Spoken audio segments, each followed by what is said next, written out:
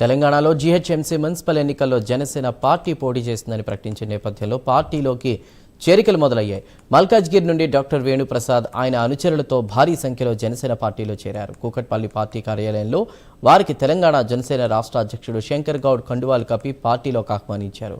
త్వరలోనే మల్కాజ్గిరిలో మరిన్ని పార్టీ చేరికలు ఉండబోతున్నాయని ప్రకటించారు. మున్సిపల్ జీహెచ్ఎంసీ ఎన్నికల్లో గెలుపే లక్ష్యంగా ముందుకు వెళదామని అన్నారు.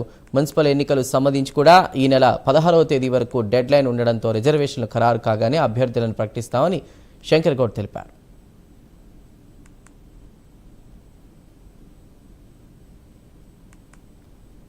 ప్రసాద్ గారు పెద్ద ఎత్తున జాయిన్ కావడం జరిగింది. వాళ్ళతో పాటు కొంత క్యాడర్ రాబోయే రోజుల్లో దాదాపు 1000 మందితోటి మల్కాజ్గిరి కాన్స్టిట్యున్సీలో మీటింగ్ కూడా పెట్టడం జరుగుతుంది. అంటే ఇదంతా శుభ సూచకం.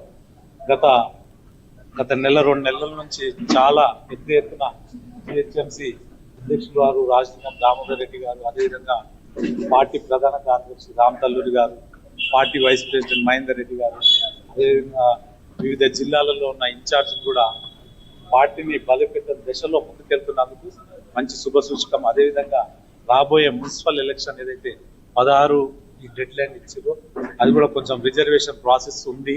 అది కూడా మనకు తెలిసి నాకు 2 రోజులు తెచ్చుకుంటుంది. సో దానికి అనుకూలంగా మాకు ఎక్కడైతే బలమైన క్యాడర్ ఉందో, బలమైన వ్యక్తులు ఉన్నారో అక్కడ పోటీ చేయాలనే ఆలోచనలో భాగంగా ఈరోజు ఈ యొక్క సమావేశం ఏర్పాటు చేసుకోవడం జరిగింది. మల్కాజ్గిరి నుంచి డాక్టర్ వేణుప్రసాద్ గారు